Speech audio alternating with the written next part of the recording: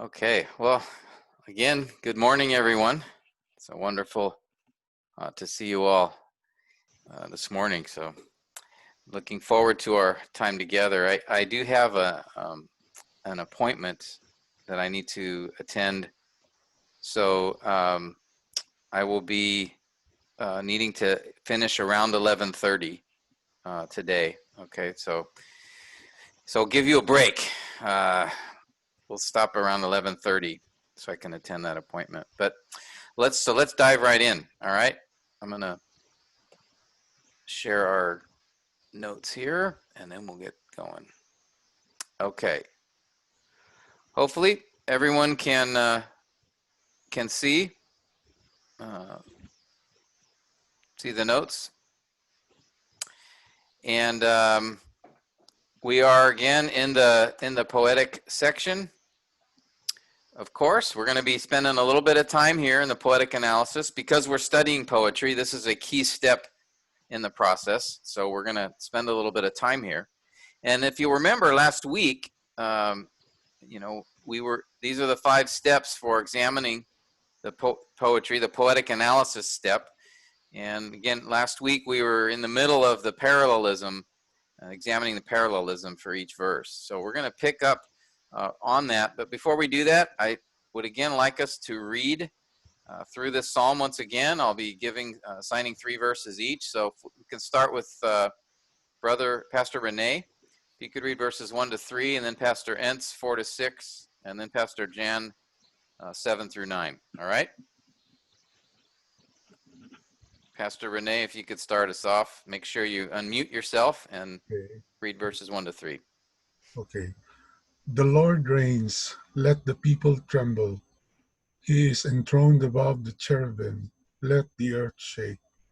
The Lord is great in Zion, and he is exalted above all the peoples. Let them praise your great and awesome name. Holy is he. Verse 4 and following. The strength of the king loves justice. You have established equity. You have executed justice and righteousness in Jacob. Exalt the Lord our God and worship at his footstool. Holy is he. Moses and Aaron were among his priests, and Samuel was among those who called on his name. They called upon the Lord, and he answered them. Okay, Pastor Jan. He spoke to them in the pillar of cloud. They kept his testimonies and the statute that he gave them. O Lord our God, you answered them. You were a forgiving God to them, and yet an avenger of their evil deeds. Exalt the Lord our God and worship at his holy hill, for holy is the Lord our God. Very good, thank you. All right, so for the parallelism analysis step, again, this is the 3rd step in the study of the poetic analysis.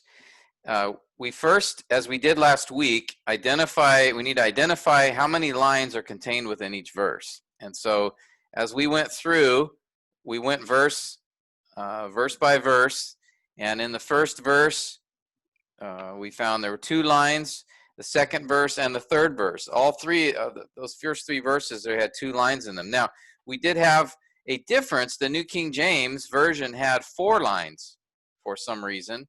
But as I told you last week, what I do is I check these 3 translations, the English translations, New King James, New American Standard, and ESV. And basically, it is the 2 versions that match are the ones that we can be confident and go with those. So in this case, the ESV and the NAS had 2 lines. So we'll go with them. And as I showed you last week, and we won't return to this, you know, it has to do with the Hebrew accents. And that's how we can determine the number of lines. So we realized the first 3 lines in this poem, which is the first stanza, all had 2 lines. But then as we move further into the poem, the rest of the poem was 3 lines per verse. And again, in the verse 4, we had that difference between the New American Standard and the ESV and the New King James, where the ESV in this case in verse 4 had, if I remember right, was it 4 lines? And then the New American Standard and the New King James had 3. And the New American Standard and New King James were correct when we went through that exercise last week where I showed you the Hebrew accents, and that there is indeed 3 lines instead of 4. And if you didn't catch that whole discussion, I did put it in the handout, and hopefully that made it a little more understandable just reading through that. But like I said, you don't need to worry about going back to the original Hebrew text. Just use your English translation, and then just double check by looking at those 3 English translations, and then you can finalize and determine the number of lines per verse on that. All right, and so the rest of the poem, every verse was 3 lines per verse. And so here's like a little summary that I had for this. Again, the first 3 verses are bicola, meaning 2 lines each. The remaining 6 are tricola, 3 lines each. And we had discussed this perhaps was intentional on part of the author, as he was maybe highlighting a distinction between the first stanza of the poem and the other 2 stanzas. And one distinction that we could note is that the first stanza is addressed to all the nations. Remember, it said, the Lord reigns, let the peoples tremble. He's enthroned above the cherubim, let the earth shake. He's exalted above all the peoples, verse 2. But the second and third stanzas were focused on or addressed the people of Israel. So perhaps, and I think, it could be reasonable to think that perhaps the author did highlight that distinction by having the different number of lines. I wouldn't go into detail and preach this, and brothers and sisters, please turn with me to the Hebrew text where we're going to look at the accent marks to determine the number of lines in each verse. And you'll notice that, we're not going to do that. Well, you could do that if you want, but you will then just have a lot of people sleeping in your sermon. But I think as a students of the text, this is an important thing to notice, because that then is something, as we preach, we would draw out the distinction of the first stanza being focused on the nations, and then the next 2 stanzas focused on the people of Israel. And if you wanted to say something like, and even the author in the number of lines that he expresses per verse does seem to indicate an emphasis or focus there, but I wouldn't go into any detail on that at all. I think it's just helpful as the exegete, the one doing the study, to see these things. All right, are there any questions on that before we keep going? Pastor Robbie, good to see you. Good morning. Okay. And then here, I just comment the first stanza addresses all mankind. Stanzas 2 and 3 address the people of Israel, as we see right away in verse 4, where he notes Jacob. All right. So that's where we left off in the last week, is identifying the number of lines contained within each verse. And the reason we want to know that is because with 2 lines, we are just going to be comparing those 2 lines. But then if we have a 3rd or a 4th line in the verse, we now need to consider parallelism between more than just 2 lines. And we'll see that as we go through this psalm, because there are a number of verses that have 3 lines. And so I'll show you how the psalmist works with that and the parallelism that occurs with those additional lines. So the second step as we examine the parallelism is then to actually identify the parallelism used between each line in each verse. And so let's remind ourselves again the kinds of parallelism: synonymous, contrastive, developmental, and then the Obi-Wan, and then chiasm. All right, those are the 5. We went through a bunch of exercises last week, so you're all experts now in parallelism, and we will test your expertise in a moment here as we go through Psalm 99 together. All right, so let's start to do that. And And let's see, so we got some background noise here. Make sure you're muted unless I call on you. Okay, let us start with Brother Harris, and we will do as before, just read the verse, identify what parallelism you see there, and what makes you, why you believe that is parallelism. So go ahead and take verse 1, brother. Yes, verse 1, the Lord reigns, let the peoples tremble. He is enthroned above the cherubim, let the earth shake. For me, the first verse is parallelism. The Lord reigns. Lord parallels with He.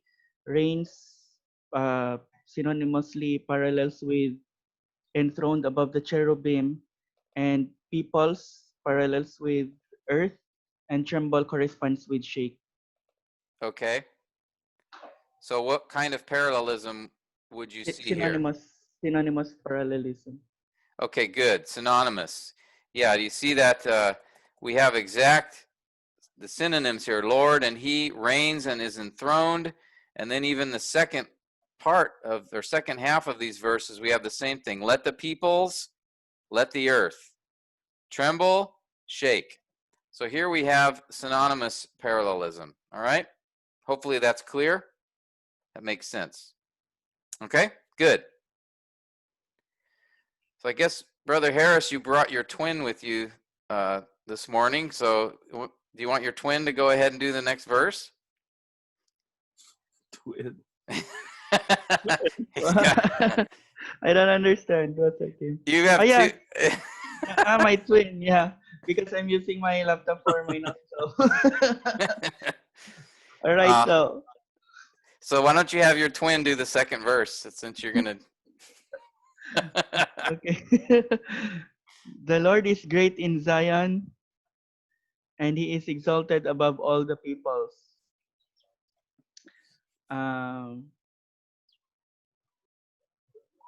Developmental.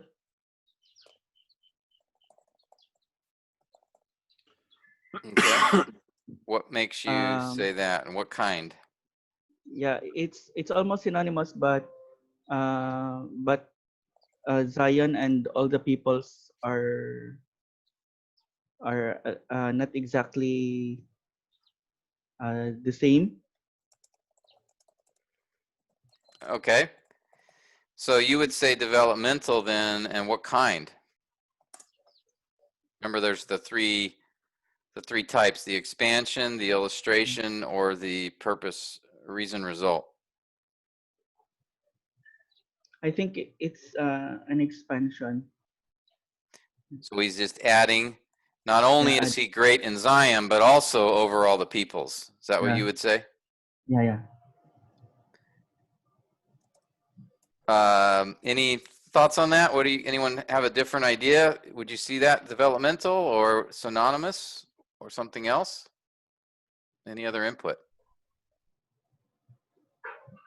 And also because of the word "and," I think the word "and" kind of develops the first line.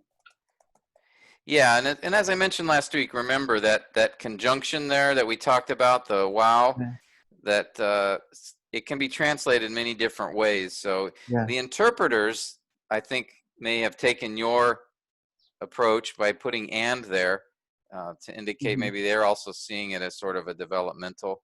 I mean, I think developmental makes sense. Synonymous might also be a possibility just because the subject and verb match. Yeah. There, so I could go either way with this, but that is a good observation that he goes from Zion to and then all the people. So there is a difference there. Those aren't exactly synonymous. So developmental might be a better way to see this. All right. Anyone have any thoughts or comments before looking at the next verse? Looks okay to you guys.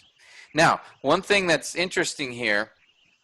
If you were to look at the interlinear for this text, you would notice actually, I'll just type out the word order here is this: Yahweh in Zion is great and exalted he is over all the people. What does Kiasam. that look like, guys?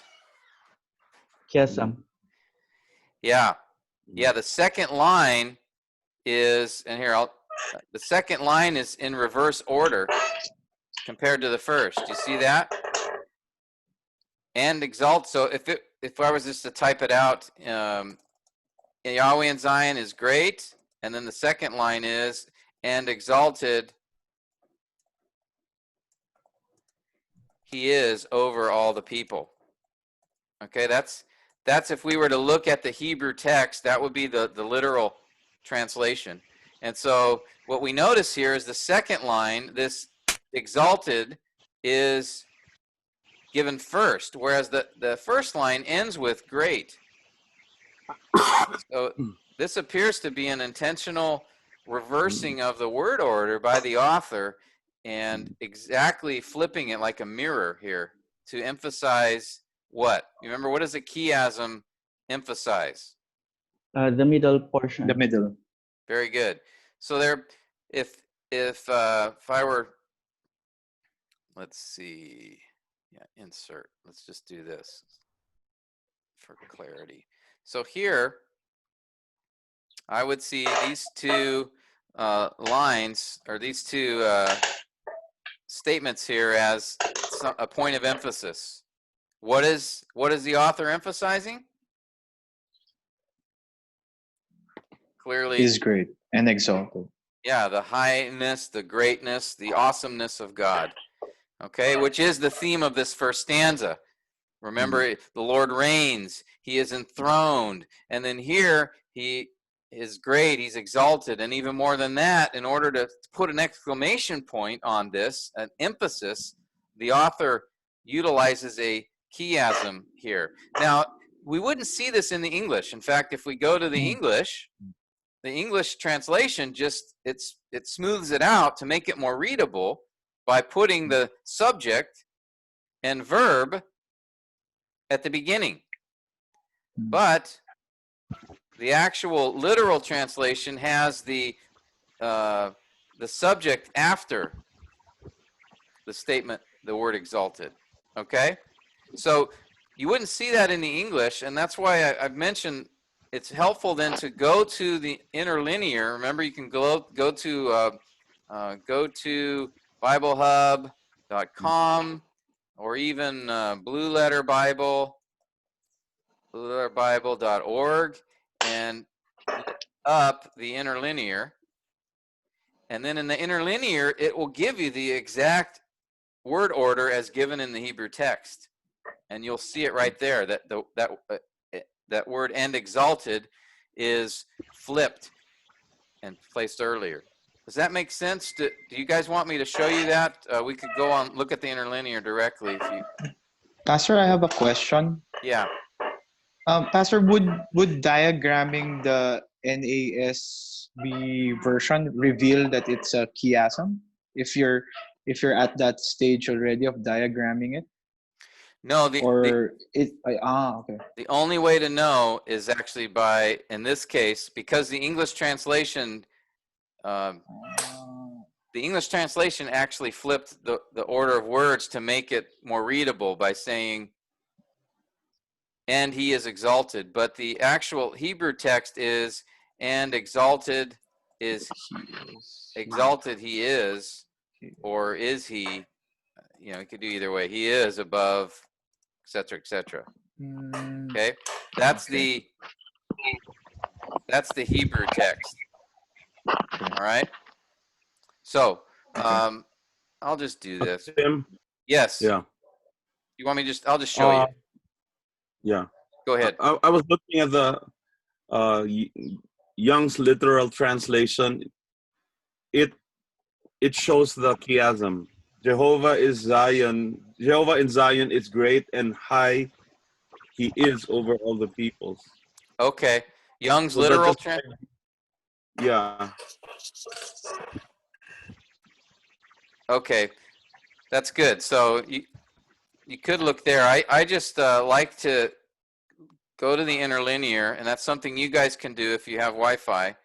or if you have an interlinear, sometimes you know, it might help to just get one if you're able to. But here, let me show you. I've got the Bible Hub up, so I'm just going to show you directly. All right, can you guys see? Yes, Pastor. See it? All right, so here's Psalm 99. What verse were we in? Was it 2? Verse 2? Yes. Okay, so let's see if I can expand this. All right, so here is verse 2. All right, this is the way it is in the Hebrew text. Yahweh, and then notice in the red below we have the literal definition, so we can follow the exact word order here. Yahweh in Zion, great. And in Hebrew, sometimes they don't put the verb is in there. It's just implied. That's why you see it here, Yahweh is. But Yahweh in Zion is great. And notice, and high he is above all the peoples. You guys see that?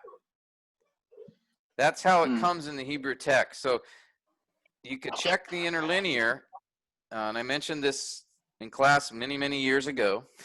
but what I like to do when I do the parallelism is go through the number of lines, and then again verify if there is a difference. Go through the poem in the New American Standard, identify the number of lines, and then go back and confirm those number of lines by looking at the ESV and New King James.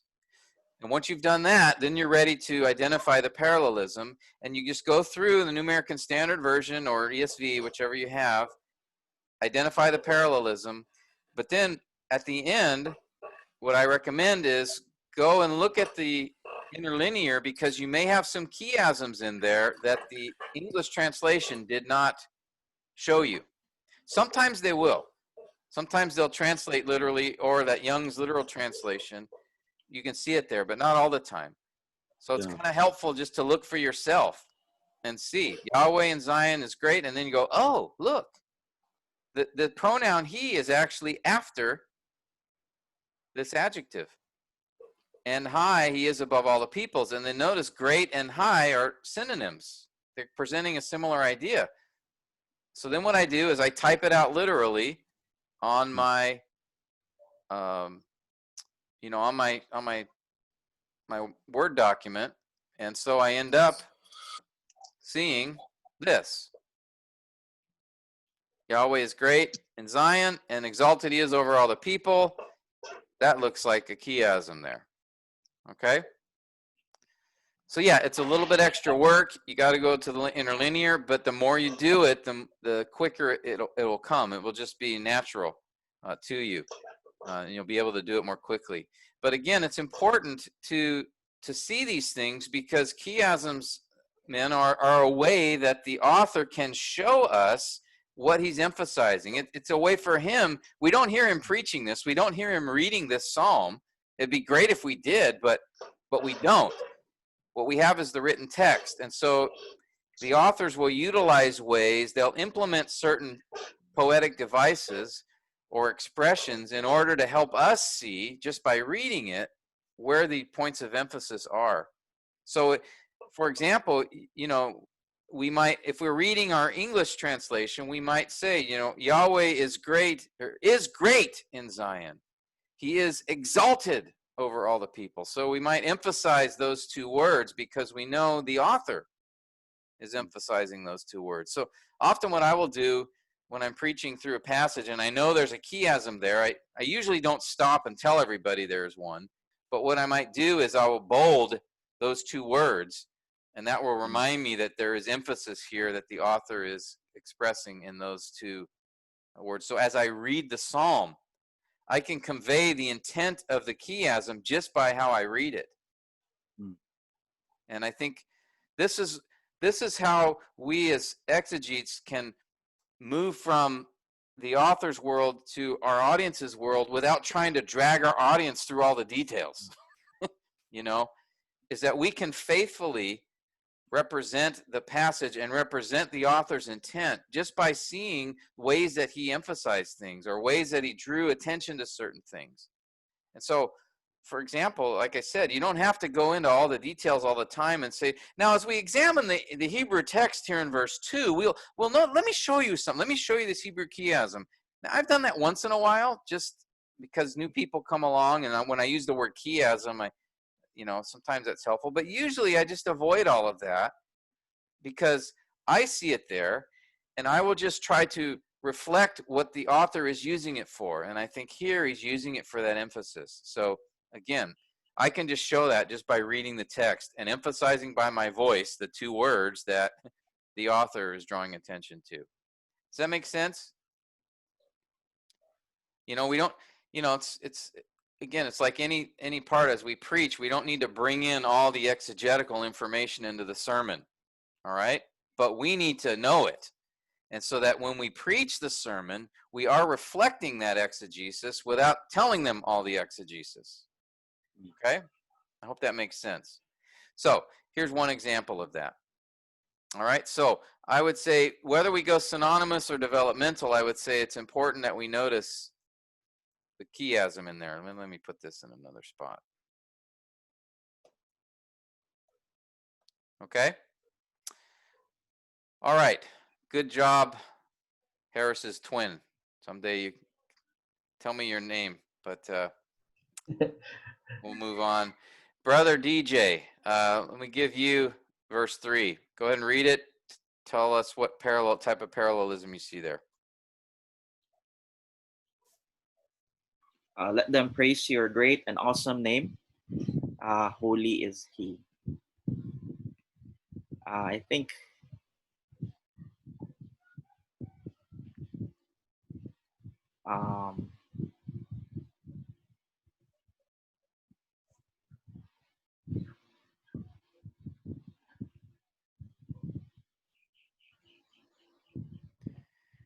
Well, here's is something. that Go ahead. Sorry. is that developmental still? Well, what do you think? If it is, what kind and why would you say that? Just talk out loud. What are you thinking?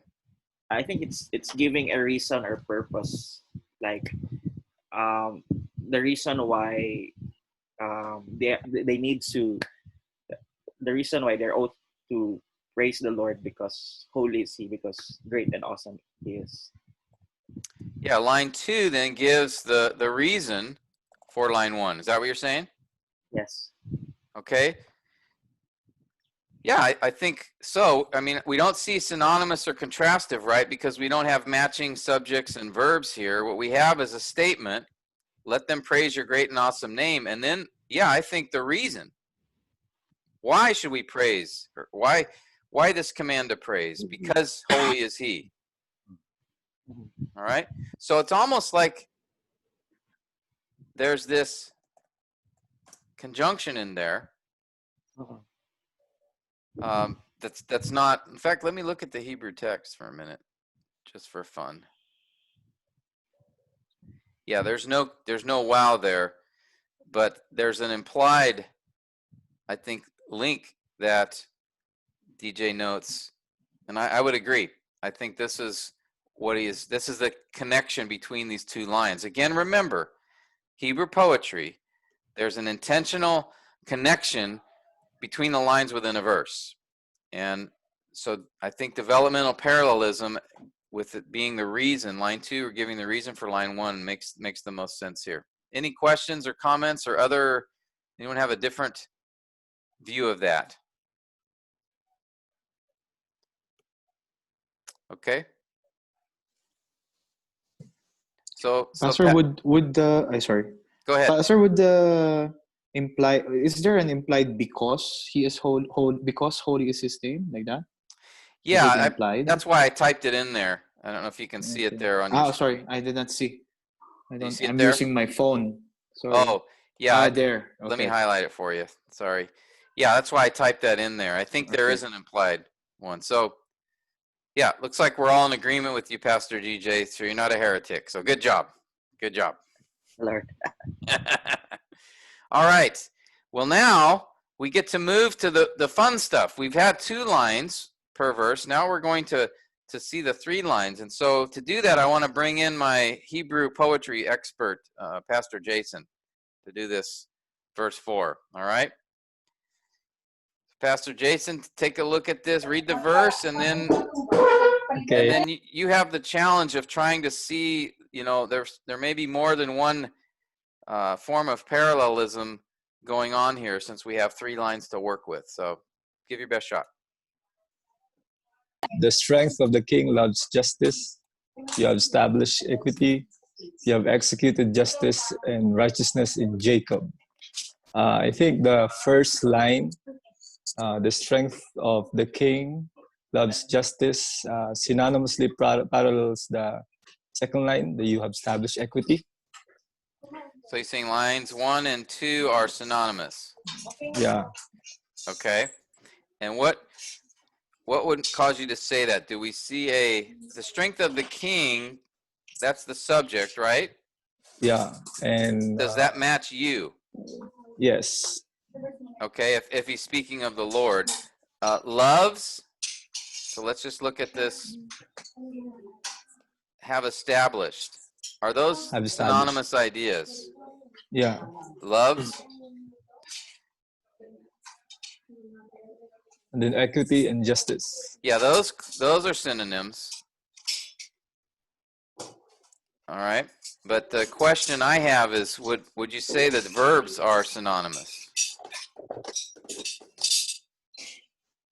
So give that some thought. Yeah, We'll go to the next thing, and then we can come back to that. But that's just a question I want to throw out there first. All right. Do you see any others?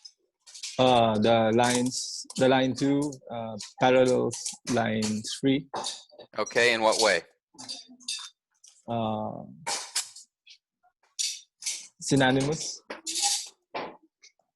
Okay. Yeah. So let's check that. So we have you and you here. Yeah. So subjects match. Good. Have established. Have executed. Those match. And then justice. Yeah. Okay. And then he adds another, righteousness, and that's okay. Yeah. So yeah, I would say lines 2 and 3 are synonymous. The question I would have is, how is line 2 and 3 or 3 connected to line 1? Now you have synonymous, but I wonder, because of the 2 verbs, those are different enough that makes me wonder if there's another kind of parallelism going on here. Yeah. Could be also, Pastor Tim, that the line 1 it develops the lines 2 and 3 in a way that it expands the thought. Oh, so we'd say that the other way around. Expansion, yeah. Lines 2 and 3 expands. So we're talking about developmental. Yeah. Line 1. So developmental expansion. Yeah. I think that's probably more what I would see. That 2 and 3 are synonymous, but then in relation to line 1, I think they express either expansion or maybe they explain. Right? How does the strength of the king love justice? How do we see that? We see that love for justice in that he's established equity and he's executed justice. Yeah. So, any other thoughts? This is not an easy one. You guys have any input in this? What do you think?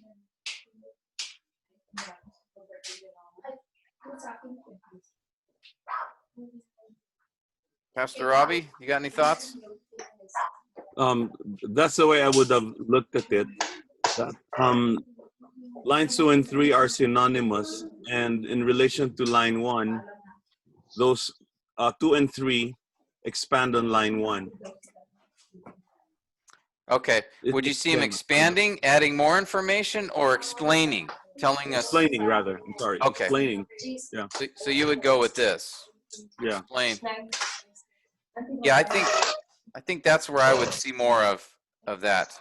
I don't think they're synonymous, because loves is a different type of verb than have established or have executed. And then secondly, the type of developmental, it seems to be showing how he loves. It could be adding, expanding, but I think that's more the idea of how do we know the king loves justice? He's established it. He's executed it. Okay? That make sense? Pastor Robbie, Tim? why don't you go ahead and take verse 5? Oh, you have a question? Yeah, I have a question. Sometimes it's not always as easy to distinguish whether the second line expands or explains. Sometimes the word expand and explain are synonymous words.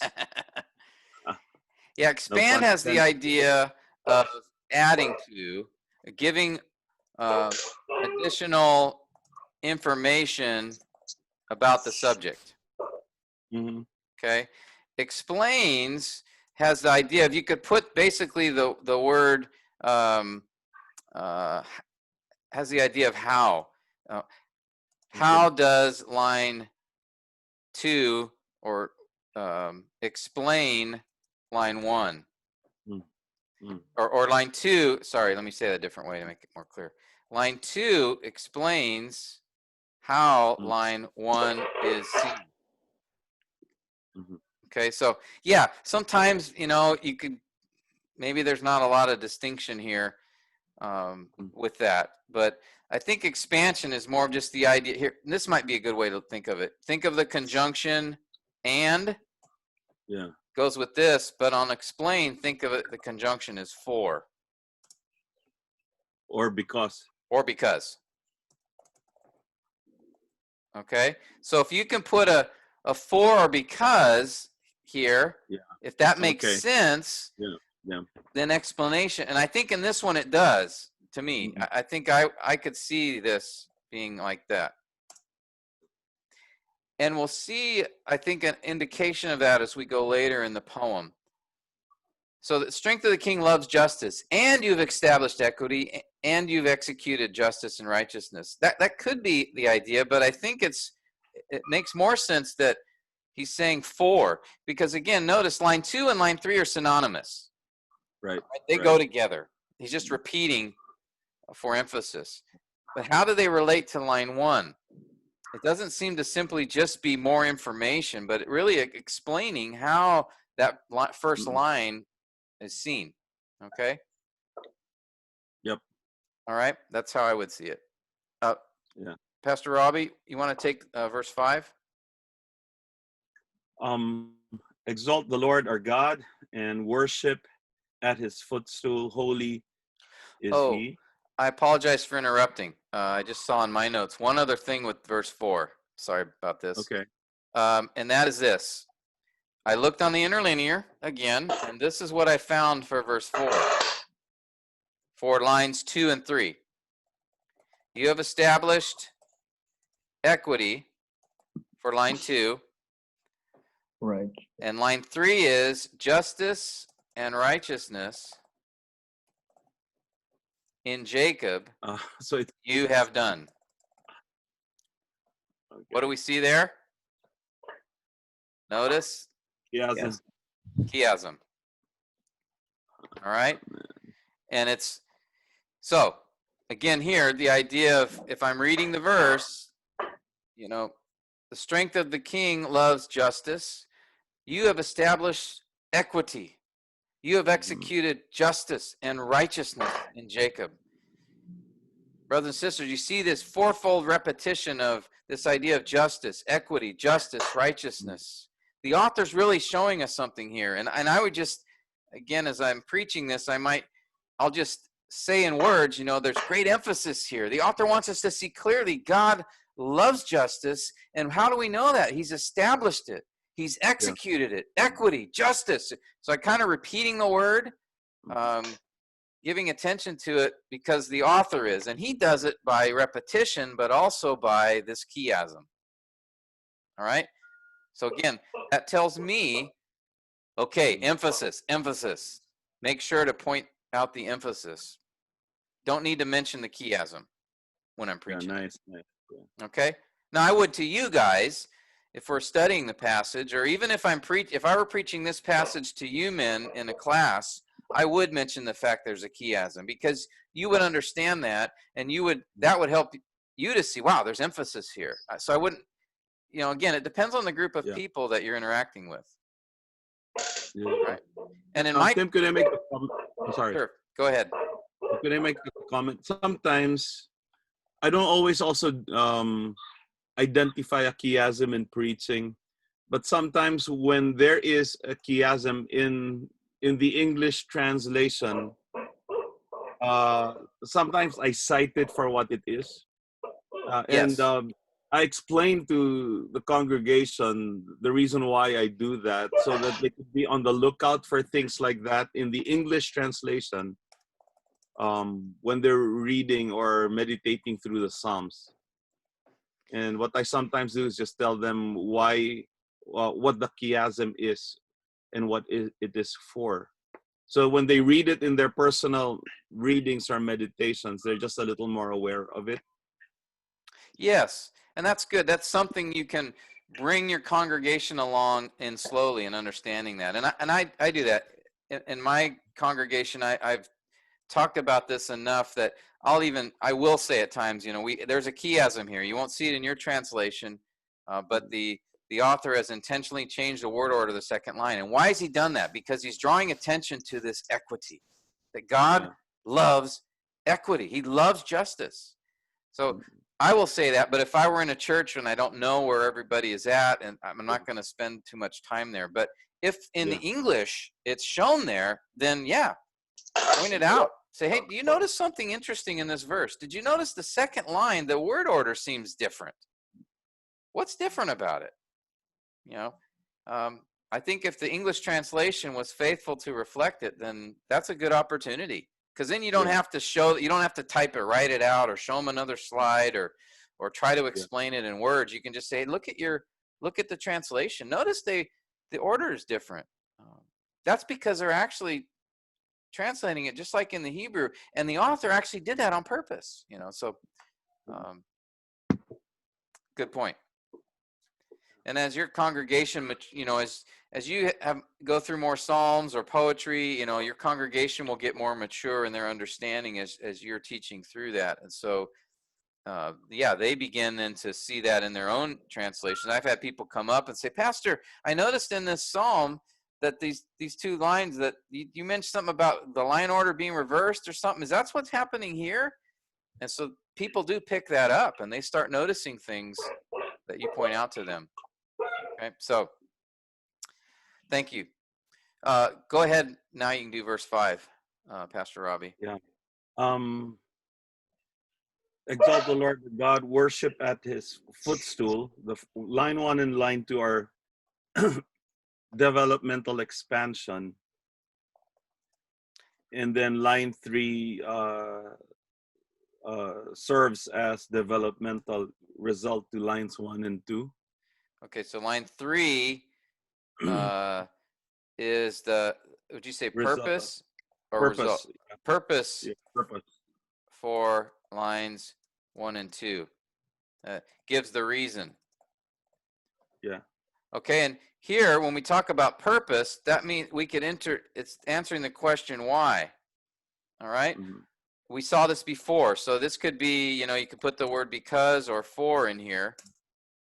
Exalt the Lord our God, and that helps us to note the word and here.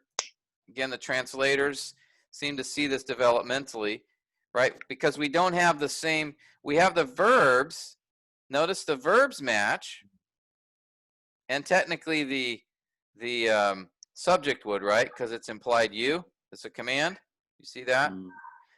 But notice the difference in the object. You exalt the Lord. You worship at his footstool. I think I would say expansion makes more sense. If it had said, exalt the Lord our God and worship him, that would be synonymous. Mm-hmm. But because he's identifying a different object here, it's still directing worship to God, but But in the first line, he's just saying, exalt the Lord. In the second line, he is declaring the location to do that. So that's a difference.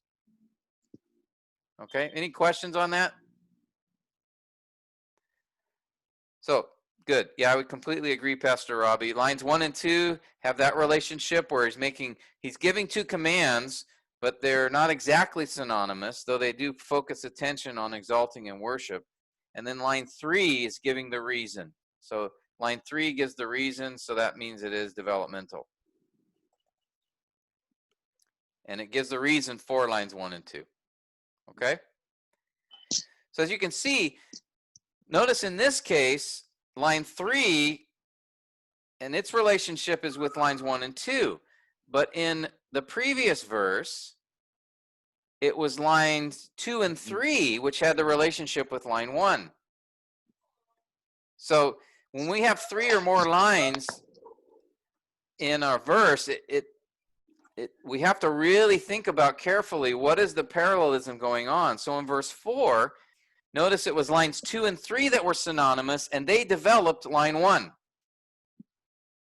But as we go to verse 5, it is lines 1 and 2 that have a relationship, a developmental relationship, and then line 3 gives the purpose for those two lines. Okay?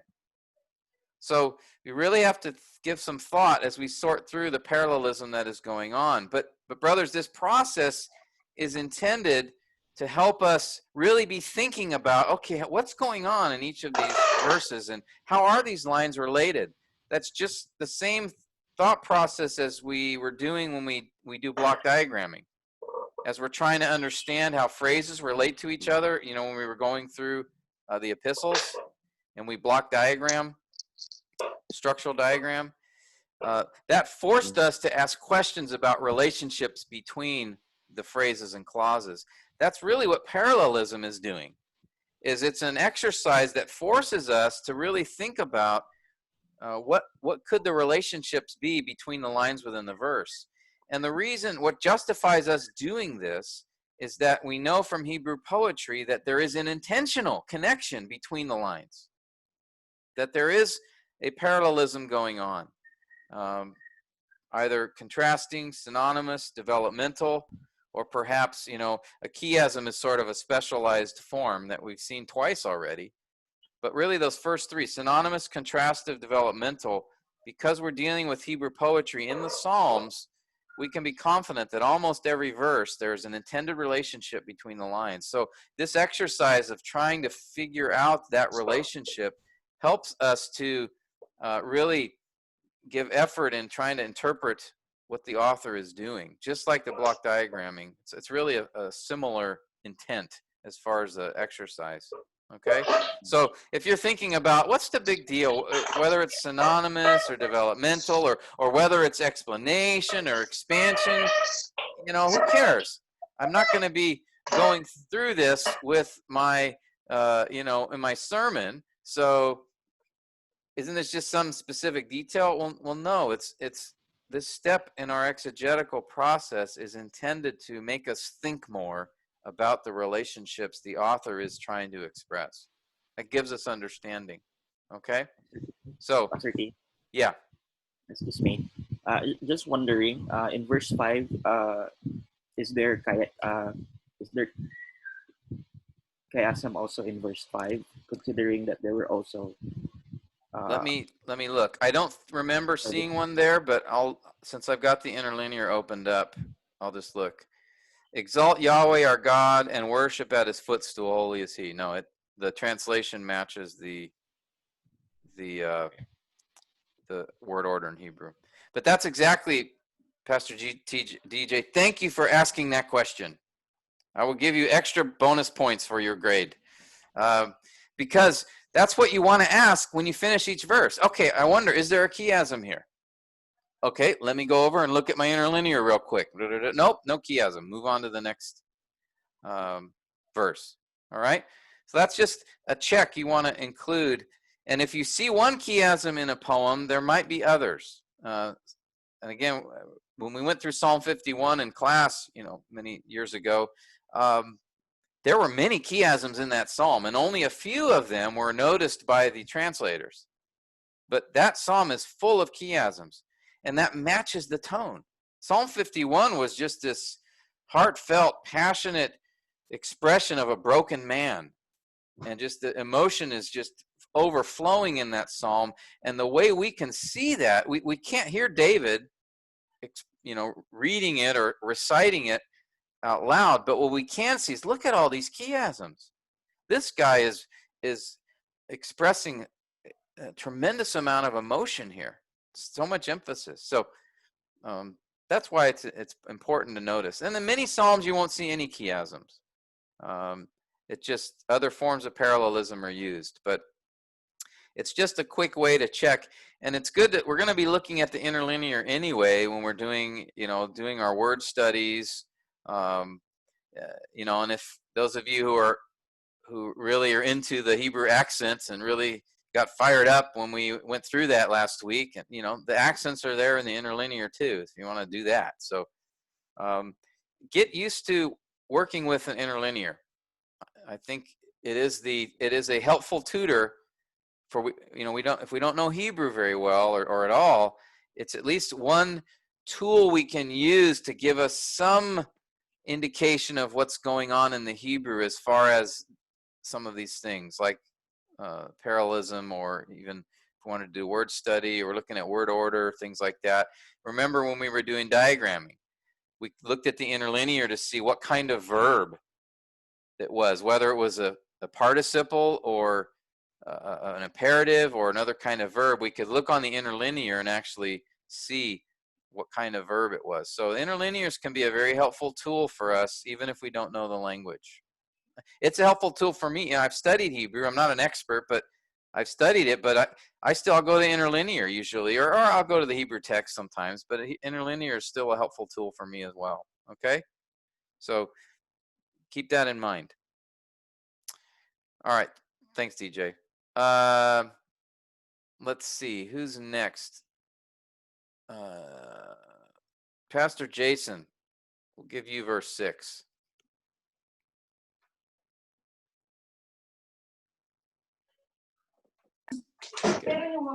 Moses and Aaron were among his priests, and Samuel was among those who called on his name. They called upon the Lord, and he answered them.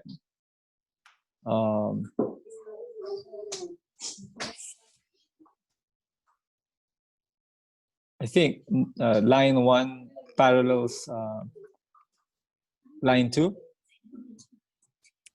Okay. Synonymous. In what way? Synonymous? Because I think Moses and Aaron parallels Samuel, and then the verb were among also, of course, the same with the verb in line 2. Okay. Good. So we have the subjects are matching. I mean, they're not the same person, but they're three. Yeah. Were among in line 1, and then was among line 2. That's parallel. His priests.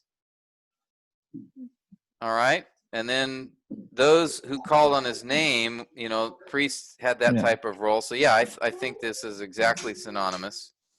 Yeah. And then line 1 and line 2, I think develops the line 3. Okay, lines 1 and 2 develop line 3, or line 3 develops line 1 and 2? Which way?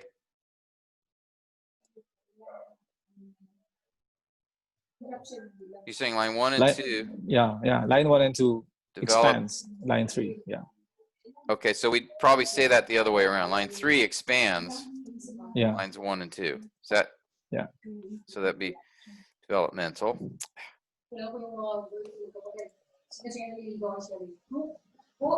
Okay. All right, let's look at this. So you're saying basically that line 3 is adding more information. Yes. So it would have the idea of and. Yeah. Okay. What do you guys think? Do you guys agree with that? Would you see any difference? or another possibility? I think lines 1 and 2 synonymous. That's pretty clear. The question is line 3. It seems it's developmental. It's not synonymous. It doesn't say, and Joshua called upon the Lord or anything like that. So it says they called upon the Lord. It doesn't say they were among or anything. So this is not synonymous. It's developing the first 2 lines. Pastor Jason says by expansion. Would anyone have a different?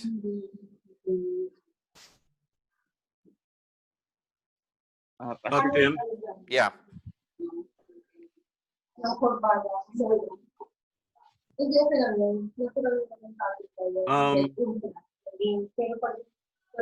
It's like line 3. The first half of line 3.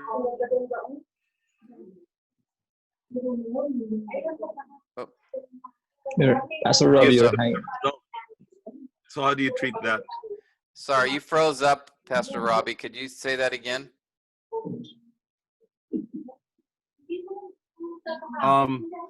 It seems like the first half of line 3 is a summary of lines 1 and 2, and the second half is a result. So how do you treat that? Yes. Yeah, and then the second half is a result. That's actually what I had it as initially. I think line 3 is the result of lines 1 and 2, mainly because of this additional statement in the line. What color can I use? How about this one? So this is like the first part almost is, repetition. They called upon the Lord, but then it adds, and he answered them. So I think it's giving a result of lines 1 and 2 in some ways. Could be expansion, but he answered them as a change in subject and verb, and I think it indicates more the idea of a result. But that would be my inclination. So developmental, I think, is clear. Just the way it's developing it, there's 2 possibilities here, expansion or result. And I would go with result just because of that second half of line 3. That's the result of them calling upon him, of them being his priest who called upon him. Okay? All right. Line 7, or verse 7. Doc Quinn, can you try this one? Yes, Pastor Tim. Verse 7, he spoke to them in the pillar of cloud. They kept his testimonies and the statute that he gave them.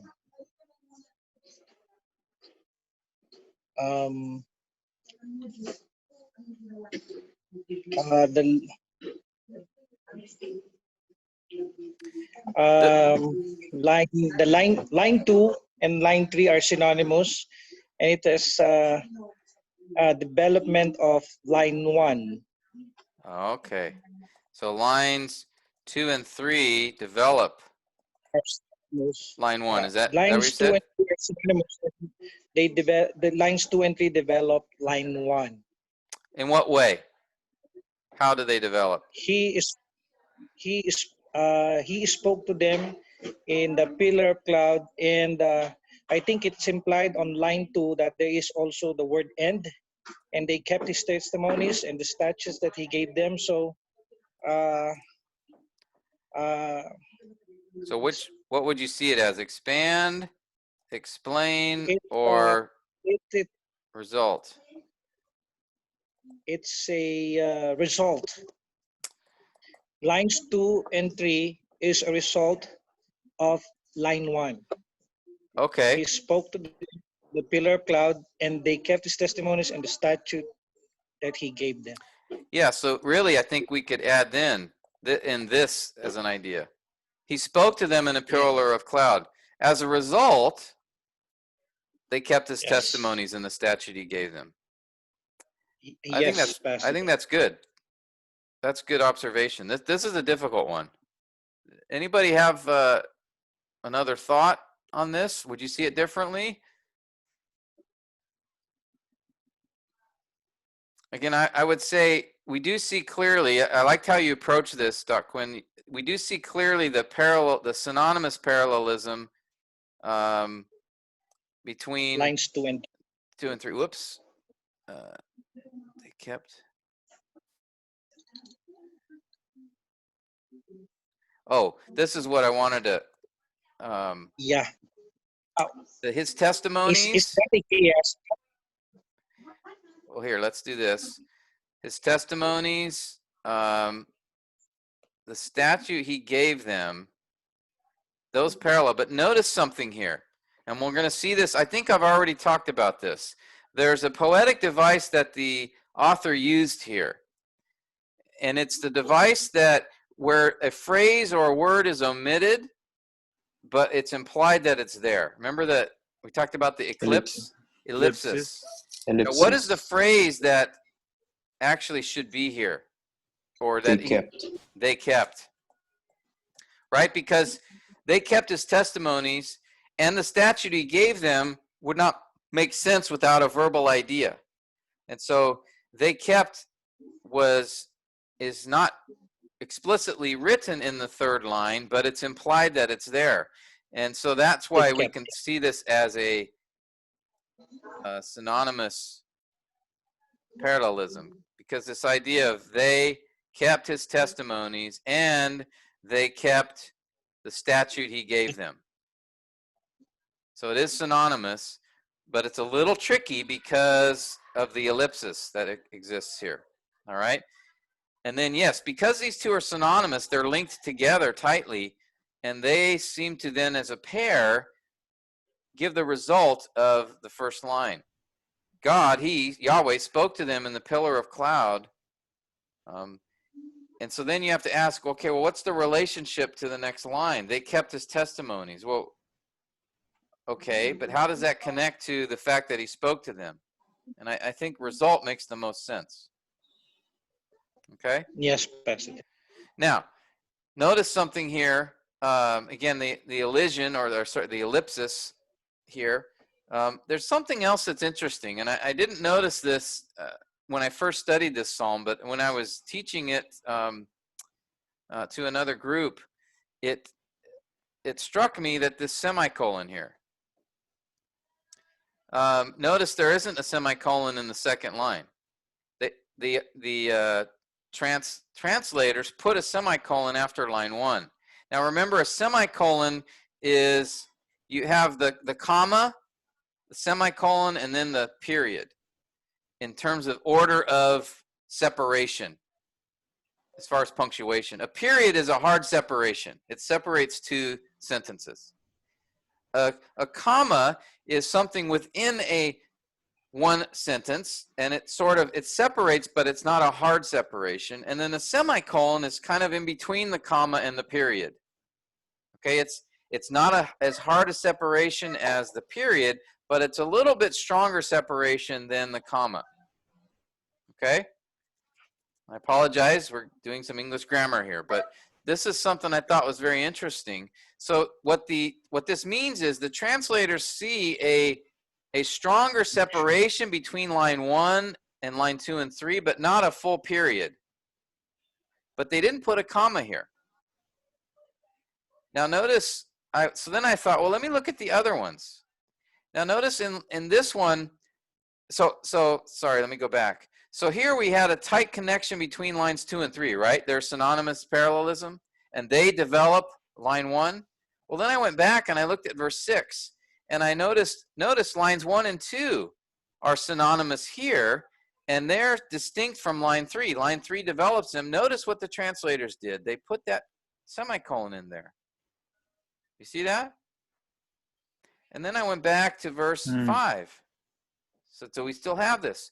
Again, lines 1 and 2 have this developmental relationship between each other, and line 3 is distinct from lines 1 and 2. They give the purpose for lines 1 and 2. And notice again, the translators seem to have noticed that because they put a semicolon there.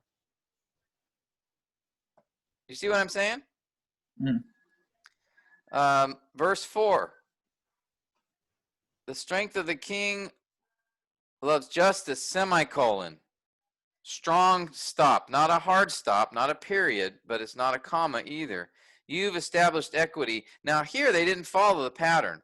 Here I would have expected them to have no semicolon after line 2, but they did in this case.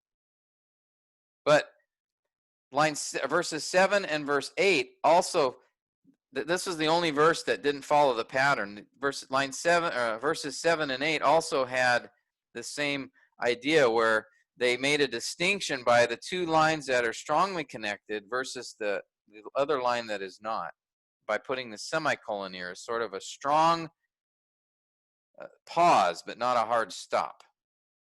Okay, we might think of it this way: the comma is a pause, semicolon is a strong pause, the period in English is a hard stop between sentences. Strong pause between phrases or clauses within a sentence. Okay, and then the comma is just a pause between. Okay, and the key word here is within a sentence, whereas the period is a hard stop between. Okay, so I'm not saying to go look for this all the time in Hebrew poetry. It's just something that I noticed the translators may have been seeing the same kinds of connections that we're seeing here, at least in 5 of the 6 verses. They matched the connections as far as which lines are connected together within the verse. So just an observation. If you're not following what I'm saying, don't worry about it. It's not a big deal. Don't be concerned about commas and semicolons. I just started noticing that as I was going through these, that there seemed to be a pattern. Okay, let's finish up these next 2 verses, and then we'll close out our time. We'll go back up to you, Pastor Renee. Verse 8. Please read the verse and then see if you can identify the parallelism being used here. Okay. O Lord our God, you answered them. You are a forgiving God to them, and yet an avenger of their evil deeds. The second line expands for me, explaining how the Lord answered by being forgiving God. So does it expand or explains? It explains. Okay, explain. So line 2 explains line 1. Is that what you're saying? Yes. Okay. All right. And then line 3 is a contrastive, developmental. It's a contrastive. Okay, so you would say line 3 contrasts. Yeah, line 2? Line 2. Okay. All right, so let's look at that second one first. There, you were. Let's see. Let's do this. You were a forgiving God, an avenger, and implied.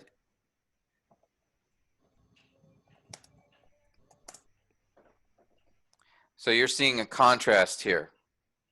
Yes. And then that word yet kind of is the translators are trying to show that. You were a forgiving God to them, but an avenger of their evil deeds. And then line 2, really we could say lines 2 and 3, right? Because since lines 2 and 3 are connected. Yes. Explain line 1. So by that, if I understand you correctly, you're saying they show how God answered. Is that right? Yes. Okay. Okay, I could see that. Some might say expands, that lines 2 and 3 expand. That's a possibility as well. We're kind of back to that question Pastor Robbie brought up earlier. Is this expanding? Is this adding more information about the subject? Or is it actually giving an explanation? Is line 2 explaining how line 1 was accomplished? I would lean that direction, because how did he answer? By forgiving. And at the same time, though, he would avenge their evil deeds. This one's a tough one. So I'd like to get your input, guys. Does anyone have any thoughts about these? Pastor Tim. Yes. Pastor Tim. Line 2 and line 3 speaks of the character of God more than just the action being referred to. Okay. He is a forgiving God and an avenger. But then line 1, it just speaks of his act of answering. So lines 2 and 3 reflect or focus on his character, while line 1 is what? Is speaks of the action. Is Okay. being benevolent, answering. Good. That's a good observation. So then the question we have to ask ourselves is, I think lines 2 and 3 clearly are linked together and distinct from line 1. I think we see that, right? We can see how lines 2 and 3 are together forming a thought, and they're different than line 1. But the question we need to ask, though, is in what way are they different? What is the relationship between them? Yeah, I'm getting some background noise here. Now make sure everybody you're muted if you're not speaking, just to make sure we're. All right, thanks. So yeah, this is a great observation. Again, we see the relationship lines 2 and 3 are more tightly related, because they seem to present a contrast there, but they're distinct from line 1. And again, remember what I said, that little pattern from the New American Standard Translation? Notice that they put a semicolon there, so they see that as well, that line 1 is a stronger distinction from lines 2 and 3. But the question is, how? What's then the relationship? We know there's got to be a relationship in some way. What is it? So what is the relationship between expressing God's character in lines 2 and 3 versus God's action in line 1? You guys have any thoughts?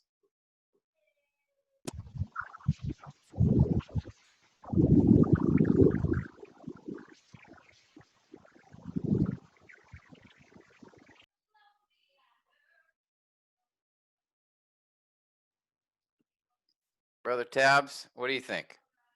You look like you're intent there. Trying to figure out, Pastor. I was just curious because I'm just following the flow of thought from the section starting verse 6 and how it connects. I was thinking about if it was connected to the previous section regarding you answered them because of the distinction of the action, and then as the psalmist says that you answered them, referring back to the previous things that he said. He in verse explains 7? In verse 7, and then he explains or expands on the character of God, something like that. I was trying to look at if it's related to are there instances, Pastor, where one verse in the psalm is not a distinct verse but a continuation of the previous ones? Yeah, or and is it really just a separate we'll see that when we do the diagramming later, that okay. we know there's a relationship in the stanza between verses 6 through 9. So we've established that as a stanza, that is addressing or focusing on a specific theme here. So yeah, verses 6, 7, 8, are connected. And when we were examining the stanza, we saw the connection in that in verse 6, it says that Moses and Aaron called, and it says he answered them. And then here in verse 7, he spoke to them. And then in verse 8, you answered them. So yeah, they're clearly all linked together. And so there is that connection in the stanza. And here in verse 8, we're just trying to understand what's the connection within this verse between line 1 and line 2 and 3. We're on the theme of this idea of God answering, him responding. And in verse 8, it reflects his character, and I think it reflects how he responded. You know, I would put something like, in that you were a forgiving God, or by the fact you were. I guess I would lean towards this being an explanation of how he answered. But, you know, if you had expansion, if that's where you saw the relationship, I could see that as well. But here, I think more of this idea, to me, it's explaining how he answered. We see an emphasis in the stanza that God responded, that God answered. And I think at the very end here, in verse 8, it's describing what that response was. That's just my take on it. I don't know. Any other? Is Pastor Tim, is explanation the same with illustration? Explanation and illustration are the same. Yeah, this. Yeah, Yeah. yeah. It also kind of illustrates the the second and third verse. The second and third lines kind of illustrate the first line, how God answered them by and by avenging their evil deeds. Yeah. Yes. I think that's the case. I know, Brother Raleigh, you're trying to give input. It sounds like we're not hearing you, so there's still something with your audio, so I apologize. If you want to write something on the chat, you know, you can share in that way. Yeah, we just can't hear you. We just hear a lot of air sound, bubble sounds.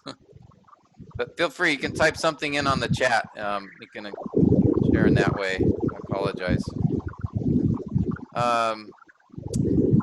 Okay, so let's do one last verse here. And we've actually already done this. I think Pastor Robbie did verse 5, which is essentially the exact same thing here in verse 9. And basically, the line 2 we saw expands. Line 1, that was a relationship, so it's developmental. Okay, and by expanding line 1, it's adding it's adding the idea of where to worship. The first line says, exalt the Lord our God. The second line adds more information, and where we exalt him, where we worship is at his holy hill.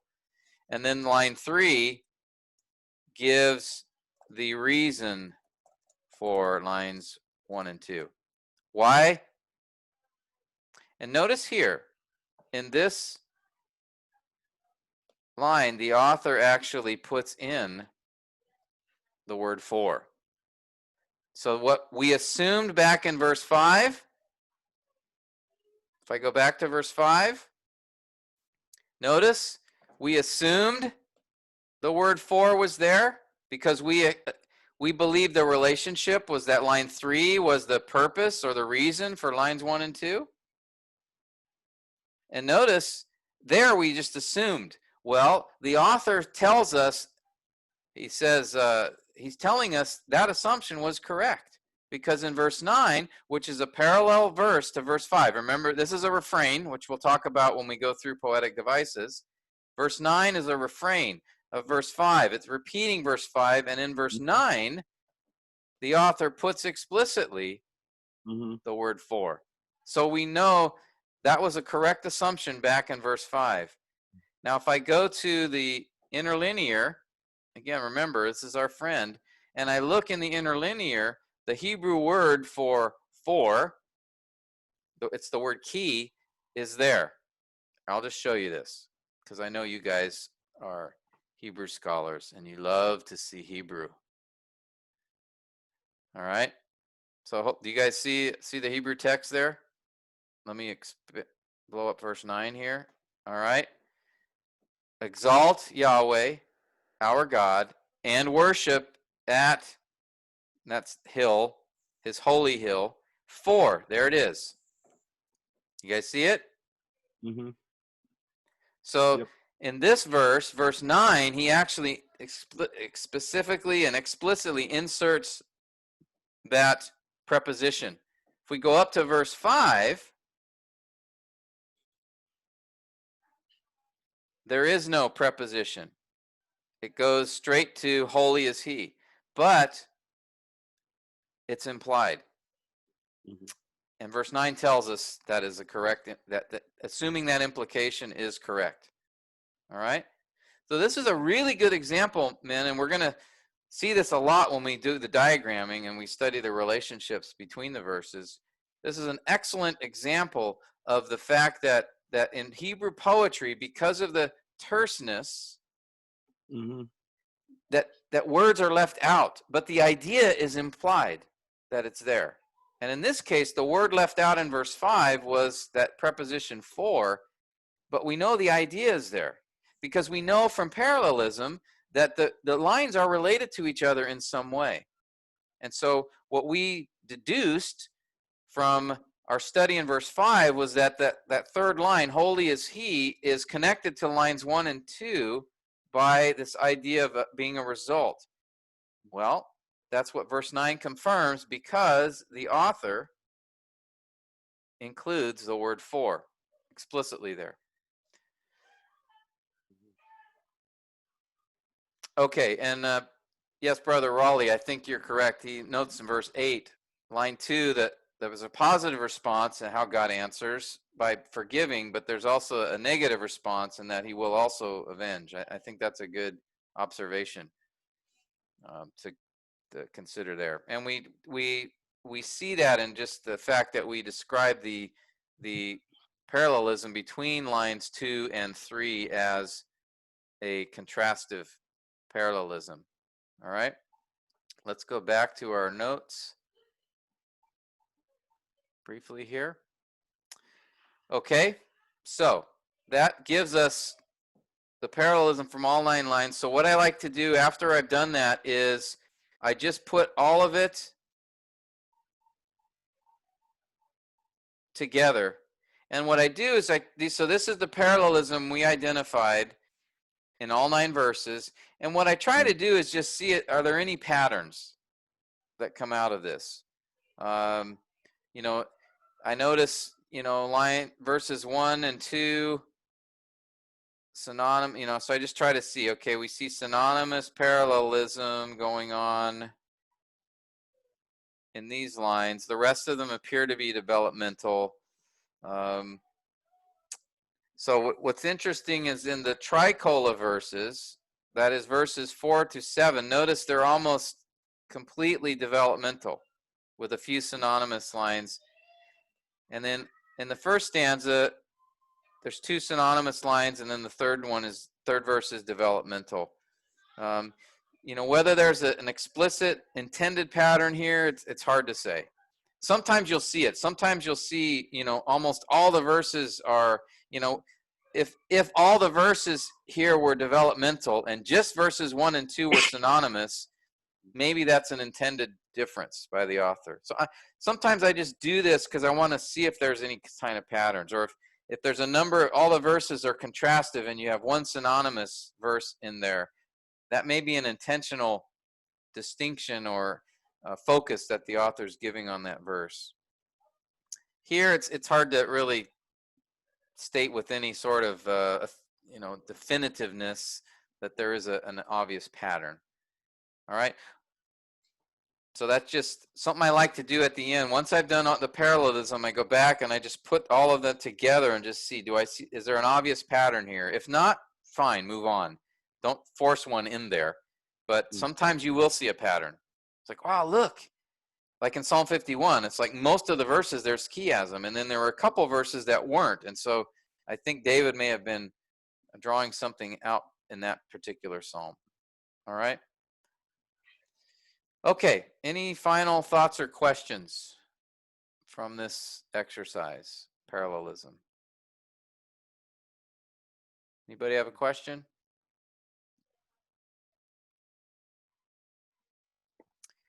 Again, just to emphasize the importance of this step, as it forces us to ask questions of the relationships between the lines in each verse. And that's part of the interpretive process. How are these lines connected together? How do they relate? And what we'll do later, after we do all of our poetic analysis, we will do a structural diagram of this psalm so that we can see the relationship between verses. Parallelism helps us see the relationship within a verse.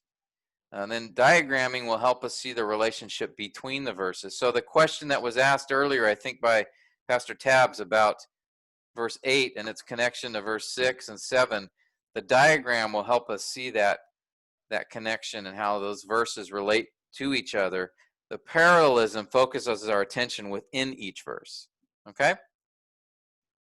Mm-hmm. All right. Well, again, as I mentioned, I need to end a little early tonight to take care of another meeting that has come up for me. But I do want to make sure if there's any final questions that I can try to answer those quickly. Okay. All right. We're going to ask Brother Harris's twin if he could close us in prayer. So have your twin brother close us, if you don't mind, Brother Harris. Which one? Okay. Yeah.